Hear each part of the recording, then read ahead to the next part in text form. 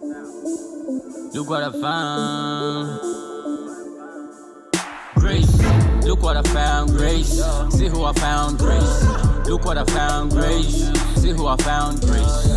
Look what I found. Grace. See who I found. Grace. Look what I found. Grace. See who I found. Grace. Look who I found. Grace.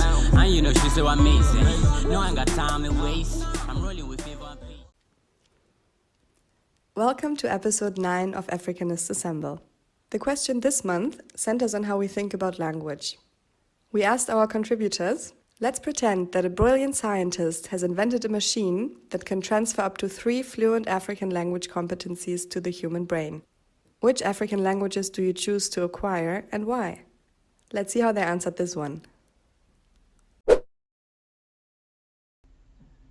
Perhaps I would stray somewhat from the topic by turning my back on the conventional understanding of language.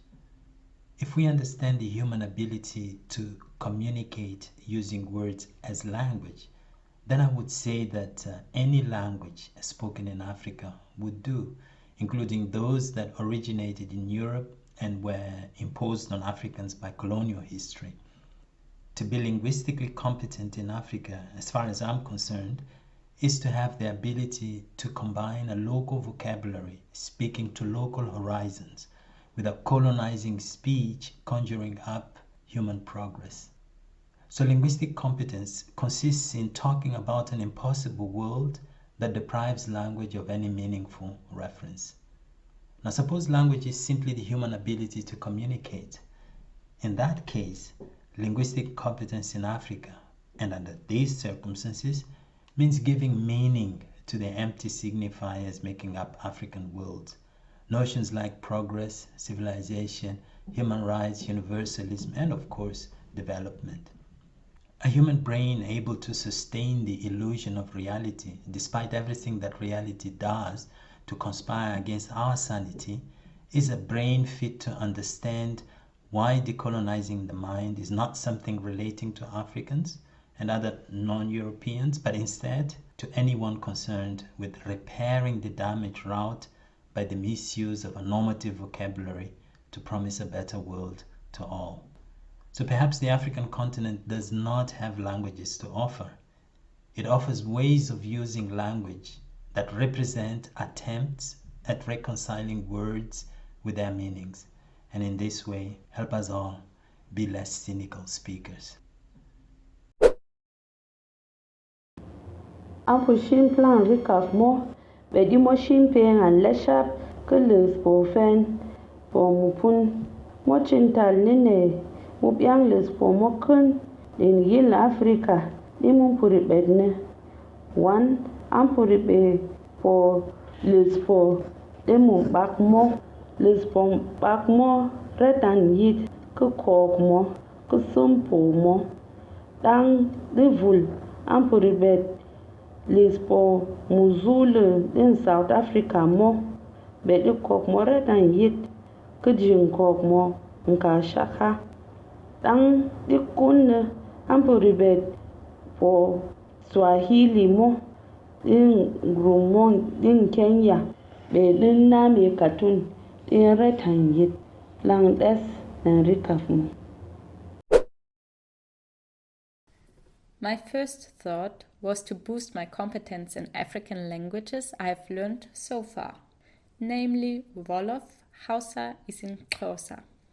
Speaking Wolof fluently, which is the most spoken language of Senegal, would speed up my dissertation process.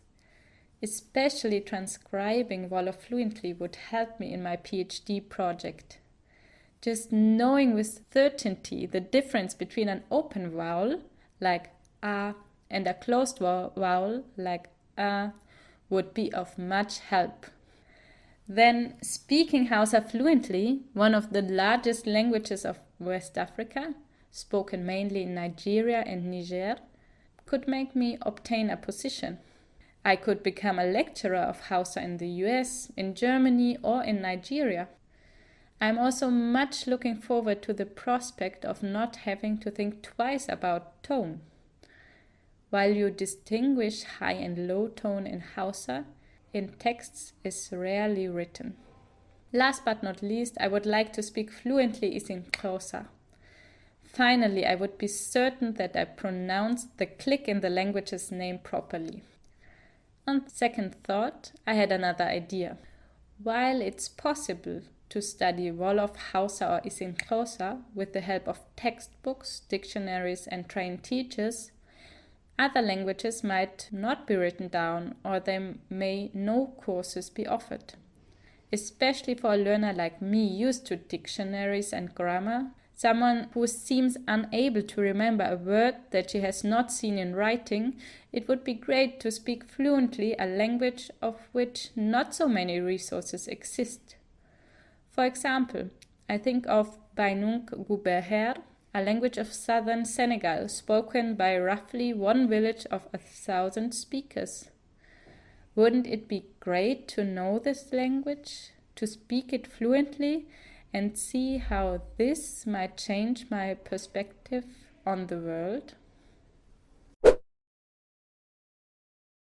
If a machine is being produced that can transfer some languages into the human brain, I think, first of all, I have so many African languages I would have loved for them to be transferred into my brain, but since I've been limited to 3, the 3 that I will begin with will be Swahili, Lingala, and the Douala language.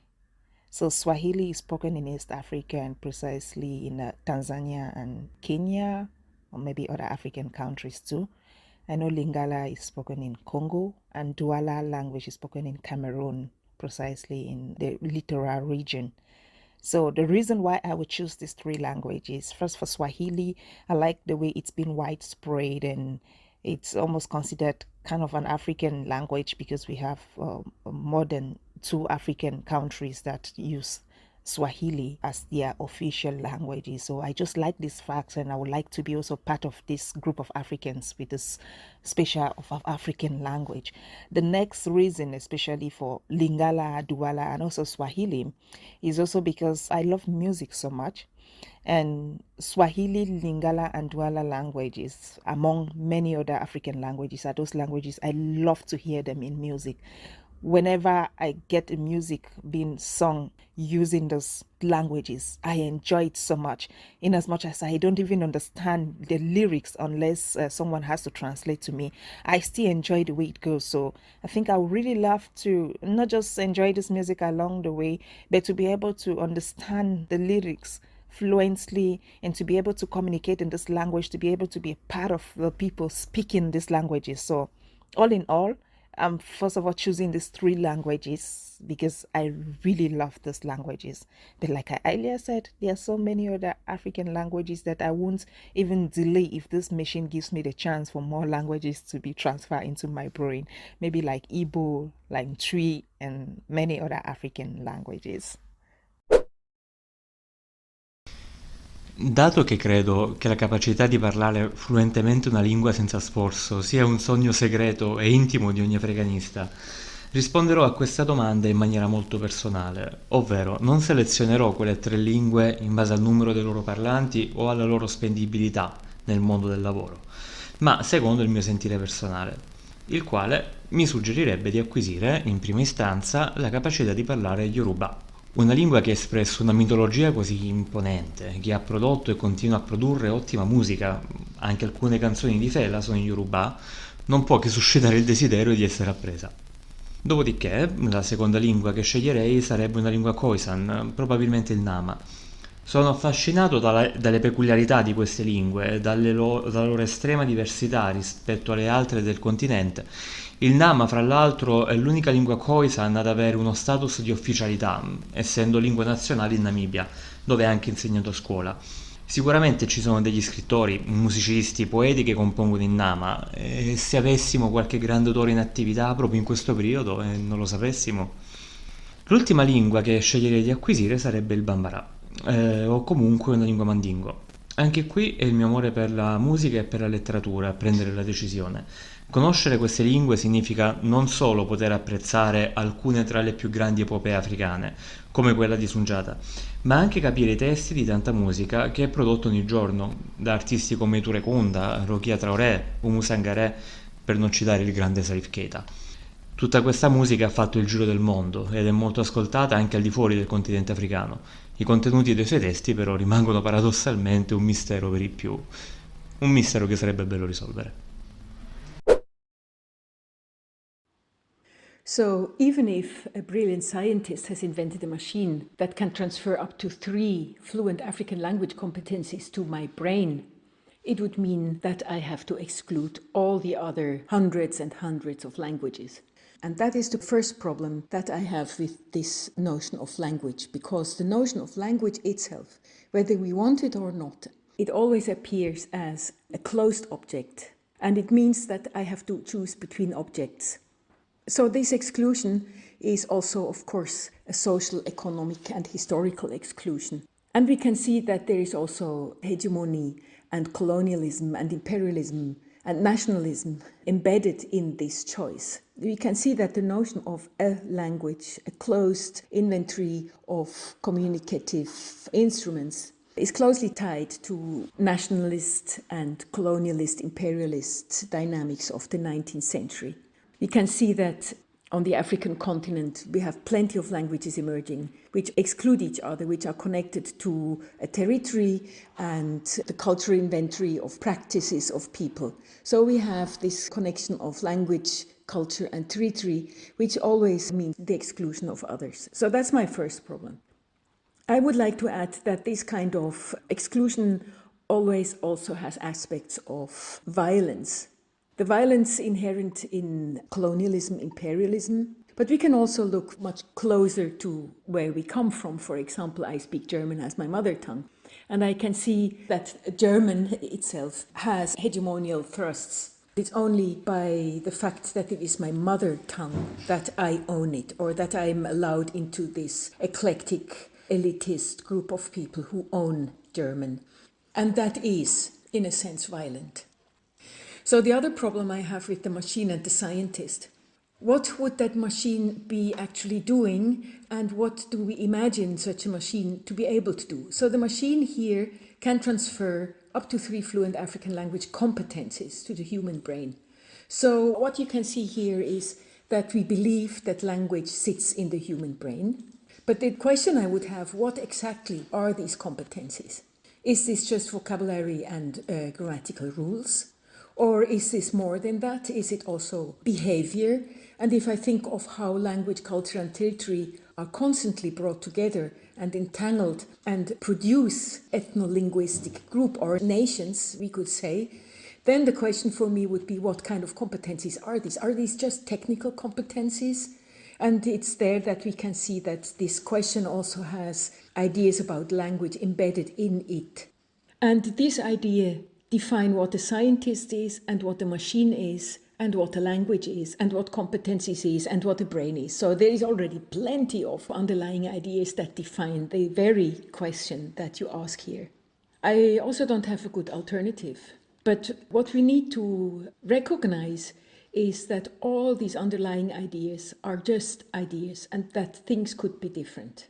So let me think a little bit what could be different. And we can look at practices mainly in African urban contexts where we can see this idea of spatial repertoire and languaging, where people are not so much concerned about a language but about the sociability of the human being and his or her agency. So that is where I can see a counter movement emerging in practice, not in theory yet or not sufficiently theorized so far, but we can see that there is resistance emerging in those very township, urban centers, urban context practices. That is where my hope is. But what we certainly also need in addition is a critique of such brilliant scientists. And that would mean for me that this would be also linguists. And then we also need a critique of that machine and the very idea of a machine. Where does this come from? In my opinion, what we can see here is the close connection of language as technology and machine as technology. We imagine language to be something very technical, and in the same vein, we can think of machine to be something very technical.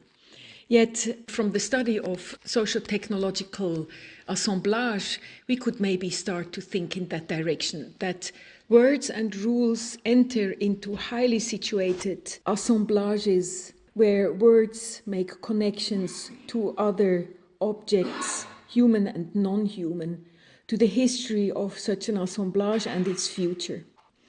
That would also include the scientist, who is the one who chooses the setup of the machine. And the machine is only part of this socio-technical assemblage into which words enter. The very first language I would run for, I would beg for, I would pay for, I would do anything is to have Swahili now classes and all those difficult wa and ma into my head without having to sort and work so hard for it. Because in Yoruba language, we don't have those noun classes. Watoto, mutoto, watoto. We don't have all of those toto in Yoruba. And if Swahili, if I can find something that will simply download those in my head, oh, what wouldn't I give? Now, that's Swahili number one. The second language, if this scientist can download into my head, would be either Portuguese or Spanish, because it's also spoken on the African continent. But if neither Portuguese or Spanish will not count, then I would go straight for Amharic. And I have a very selfish reason for going for Amharic, which means that I'll be able to go to Ethiopia, I'll be able to go to Addis Ababa, and I can speak to those there. If you don't know, the global capital of the most beautiful people are in Addis Ababa and in Asmara. And if I can just speak Amharic, what lovely thing that would be. So I said, if you won't accept Portuguese and Spanish, then it means my third one will be Xhosa. I would like Xhosa because I would like to greet people, Sawubona, Giaphela. I would like to speak a language that has clicks in it. It's so beautiful, it's so poetic, and I would like to be very fluent in any of these African languages. With the Yoruba language, I already know, which I didn't need anybody to download. But please, that scientist, hurry up very quickly. Baraka. I know that something, hurry does not do something. Yes, I would like to quickly get my act together in Swahili, in Xhosa, and if it's possible, if you will give me as a bonus, Portuguese and Spanish. Asante sana. On my first impulse, languages like Swahili, isiZulu, Arabic come to mind, thinking that would cover a vast area to enable my easy communicating with people in many regions of Africa. But is navigating widely a legitimate aim, especially in post-corona days?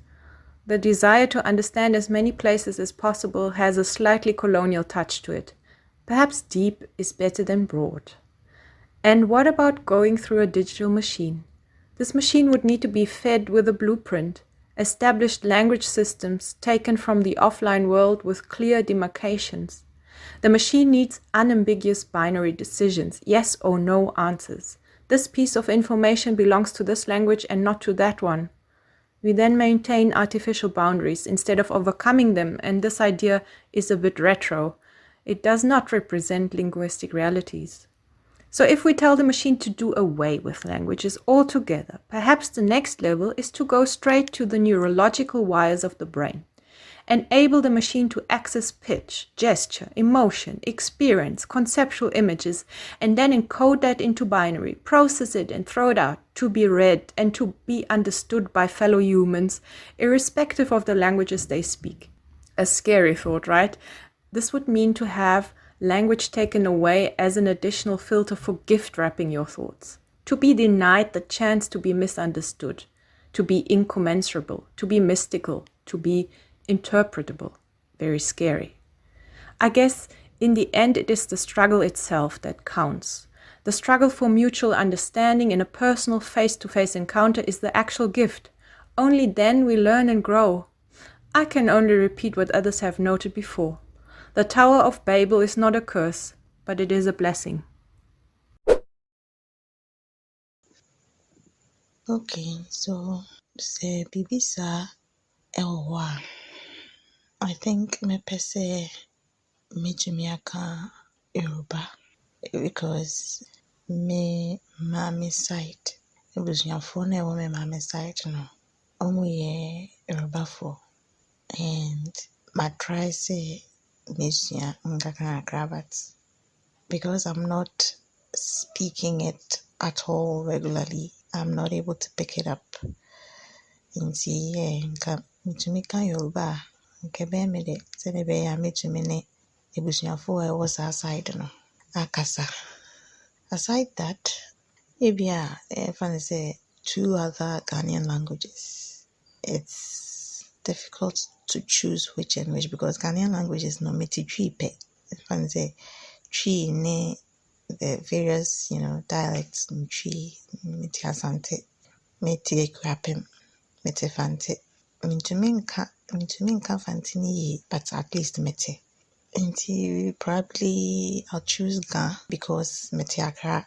Nti no, at least it probably would come in handy, especially for bargaining.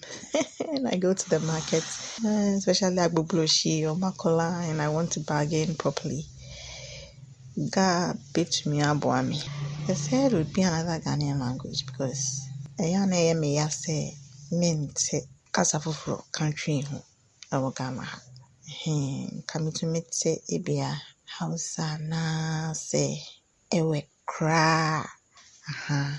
I come to account because a bit to me so aboami with my research work and stuff like that because then you can communicate in so many other languages. Bibisa, Yoruba, Ga, Ene, Ewe, Ana Hausa. A tunanina dukkan harsunan nahiyar Afirka suna da wasu hikimomi da za mu iya amfana da su. Idan har akwai yadda za a yi amfani da na'ura wajen sanyawa kwakwalwar mutum fasahar sarrafa harshe, zan so a yi hakan ba tare da ɓangaranci ko nuna bambanci ba. Zan so a yi hakan ta amfani da harsuna ukun farko da aka yi kacibis da su. A wannan dabarar ne kawai za mu iya farfaɗo da harsunan da ke fuskantar ƙalubalen ɓacewa a doron ƙasa.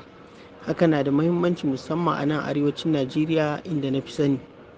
Harsuna da dama sun ɓata kuma wasu mafi yawa na ci gaba da ɓata saboda nuna fifiko akan manyan harsuna musamman harshen arewacin Najeriya.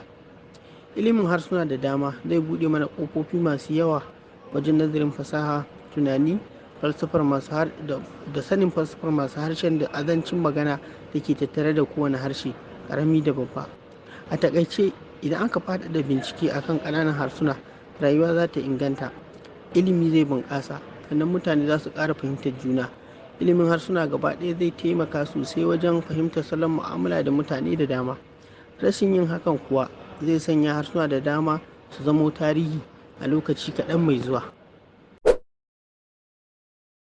That's it for our contributors' ideas. Which language would you have chosen? And which underlying assumptions do you think the question takes for granted? Tell us in the comments below. Thanks so much for watching, and we'll see you in the next episode of Afrikanists Assemble. Glory tryna overtake me. All of the hardest and struggles, I pray to the power and she gave me the answer. Sickness avoiding my body, yeah, shout out to Grace, she the cure to the cancer. Grace got me running it faster, she got me walking with the master. And when I pull up in your city, I be casting demons out like a pastor. Boy, I be up on the wave, devil just get on my face. I got my eyes on the prize, so I be running the race. Look what I found, Grace, see who I found, Grace. Look what I found, Grace, see who I found, Grace. Look what I found, Grace, see who I found, Grace. Look what I found, Grace, see who I found, Grace. Look what I found, Grace, look who I found here. I'm running your town, yeah, I'm not from around here. My blessing on heavy.